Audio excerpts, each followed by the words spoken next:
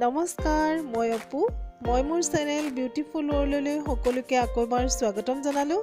আজি মই বনাবলৈ লৈছোঁ মছলা ধোচা আৰু ভিডিঅ'টো আপোনালোকৰ লগত শ্বেয়াৰ কৰিছোঁ। সকলোৱে চাব বুলি শেষলৈকে চাব বুলি আশা কৰিলোঁ। তেনেহ'লে আহক ভিডিঅ'টোৰ মাজলৈ যাওঁ।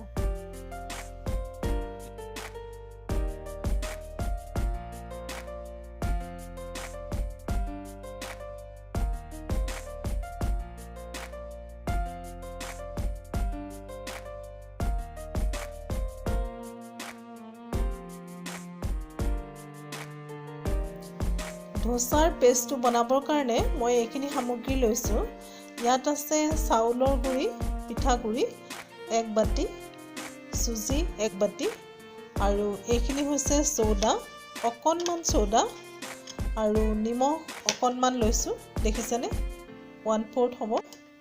আৰু এইপিনে লৈছোঁ চেনি 1 চামুচ আৰু আপুনি পিঠা নলৈ আটাও ল'ব পাৰে, কিন্তু মই পিঠাগুড়ি লৈছোঁ। এইখিনি সামগ্ৰী আমাক পেষ্টটো বনাবৰ কাৰণে লাগিব। এতিয়া মই সকলোখিনি মিশ্ৰণ একেলগে মিক্স কৰি ল'ম। প্ৰথমতে দিছোঁ চুজিখিনি,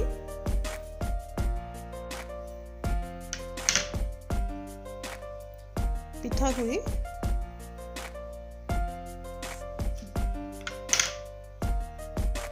চৌদা,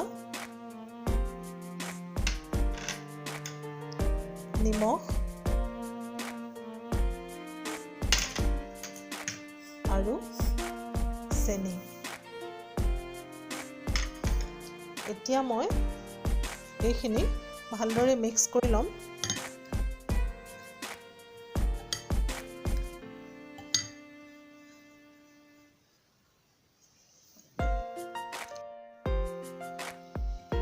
এতিয়া ভালদৰে মিক্স কৰাৰ পিছত মই ইয়াত পানী দিম।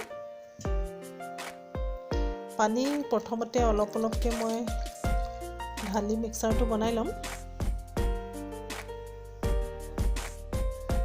এয়া চাওক, মই মিক্সাৰটো বনাই ল'লোঁ। দেখিছেনে লিকুইডটো কিমান হৈছে, আপোনালোকে ধৰিব পাৰিছে নিশ্চয়। এতিয়া মই এইখিনি আধা ঘণ্টা সময় ৰাখি থ'ব লাগিব, কাৰণ চুজিটো কোমল হ'বৰ কাৰণে অলপ সময় লাগে। সেইকাৰণে এইখিনি এনেদৰে মিক্স কৰি আধা ঘণ্টা মই ছেট হ'বৰ কাৰণে এৰি দিম। তাৰ পাছত ধোচাটো আমি বনাবলৈ আৰম্ভ কৰিম। এতিয়া মছলা ধোচাৰ যিটো মিক্সাৰ, সেই মিক্সাৰটো আপোনালোকক মই দেখালোঁ কেনেদৰে বনাব পাৰি। বহুতে বেলেগ ধৰণে বনায়, কিন্তু এনেকৈ বনালেও বহুত ভাল হয়। আৰু ইয়াৰ ফিলিংটোৰ কাৰণে মই 4টা আলু লৈছোঁ বইল কৰি, এটা ডাঙৰ চাইজৰ পিঁয়াজ লৈছোঁ আৰু কেইটামান জলকীয়া লৈছোঁ। আৰু আলুখিনি মই পিটিকি ল'ম, পিঁয়াজটো সৰু সৰুকৈ কাটি ল'ম আৰু জলকীয়াখিনিও কাটি ল'ম। আৰু এইপিনে মই চাটনিৰ কাৰণে লৈছোঁ বিলাহী আৰু জলকীয়া আৰু অকণমান গুড়, মিঠা চাটনি এটা বনাবৰ কাৰণে। বহুতে চাম্বৰ বনায়, মই চাম্বৰ বনোৱা নাই। আৰু সাধাৰণতে নাৰিকল চাটনি দিয়া হয়। নাৰিকল চাটনিটো মই অলৰেডি মোৰ চেনেলত দিয়া আছে, আপোনালোকে ইচ্ছা কৰিলে চাই ল'ব পাৰে। আৰু এই মিঠা যিটো বিলাহীৰ চাটনি মই বনাম, এই চাটনিটোৰ কাৰণে জলকীয়া আপোনাৰ আন্দাজমতে ল'ব, যিমান জ্বলা লাগে। আৰু মই ইয়াত ডাঙৰ চাইজৰ 2টা বিলাহী এনেদৰে কাটিছোঁ। এতিয়া মিক্সাৰ গ্ৰাইণ্ডাৰত দি মই পেষ্ট বনাই ল'ম।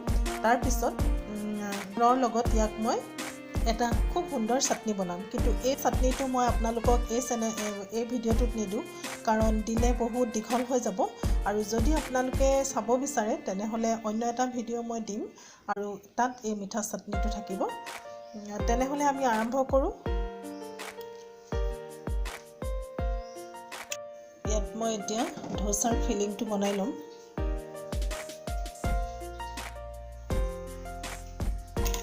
ফ্ৰাই পেনটো গৰম হ'ল। এতিয়া মই দিছোঁ অকণমান মিঠাতেল।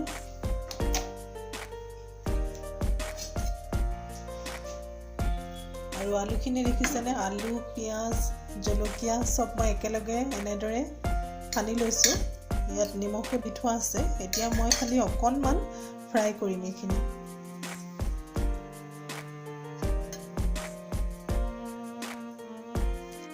গৰম হ'ল এতিয়া মই ইয়াত আপুনি পিয়াজ আৰু জলকীয়া তেলত দিও বনাব পাৰে কিন্তু এনেৰে বনাইছোঁ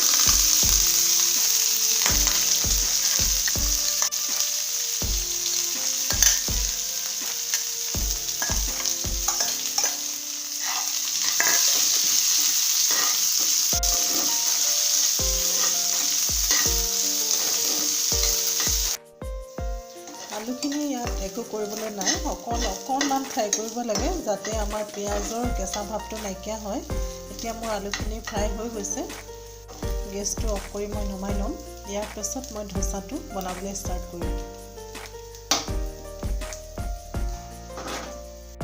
এতিয়া মই গেছটো অন কৰি টাৱাখন পাতি ল'ম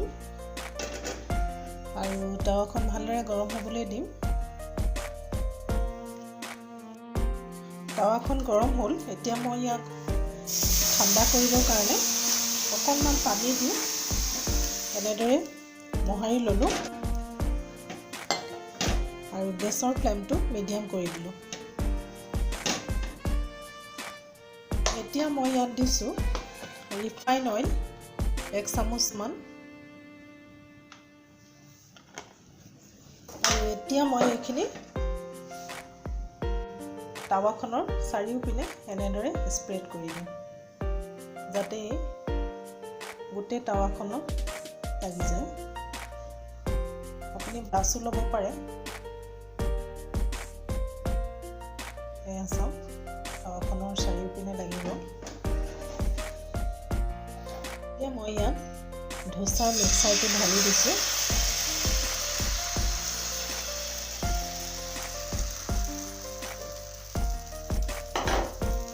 আৰু ইয়াক মই লাহে লাহে এনেদৰে মোৰ টাৱাখন বহুতেই সৰু হয় এনেকৈ চাৰিওপিনে স্প্ৰেড কৰি দিম বাতিৰ সহায়তো ইয়াক স্প্ৰেড কৰিব পাৰি কিন্তু মই বাতি লোৱা নাই এনেদৰে টাৱাখন ঘূৰাই কৰিবলৈ বেছি সুবিধা হয় মোৰ কাৰণে এয়া চাওক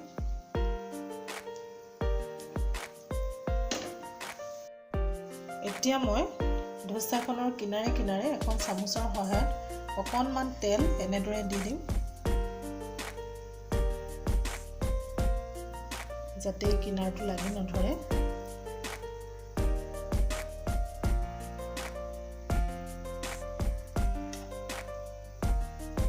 আৰু মিডিয়াম ফ্লেমত ইয়াক অলপ সময় মই হ'বলৈ দিম দেখিছেনে কিনাৰটো ৰঙা হৈছে তাৰমানে আমি বুজিব লাগিব ধোচাটো হৈছে এতিয়া মই লাহে লাহে এখন হেতাৰ সহায়ত ইয়াক গোটেই চাৰি কিনাৰটো উঠাই ল'ম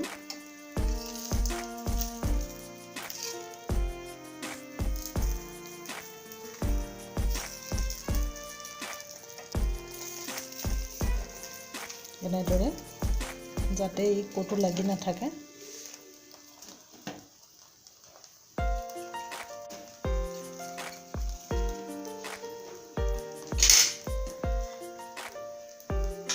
উঠাই লোৱাৰ পিছত এতিয়া মই যিটো ফিলিংৰ কাৰণে বনাই ৰাখিছিলোঁ আলু এই আলুটো মই দি দিছোঁ খুব সুন্দৰভাৱে চাৰি কিনাৰে দিব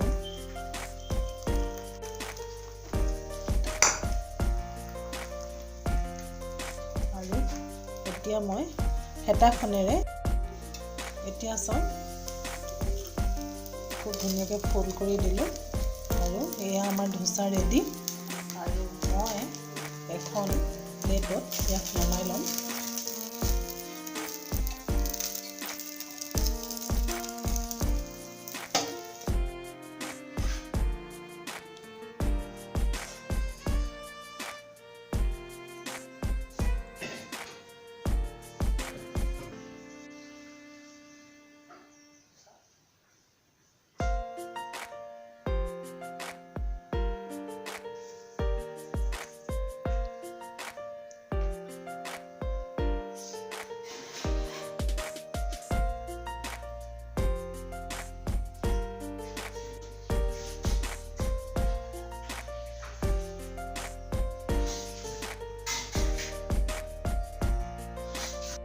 দুটা ধোচা হৈ গ'ল আৰু এইখিনি হৈছে বিলাহীৰ মিঠা চাটনি।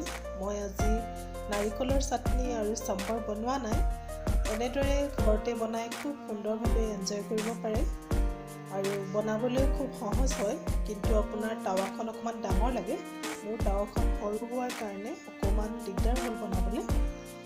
আৰু ভিডিঅ'টো চাই কেনে পালে জনাবলৈ নাপাহৰিব।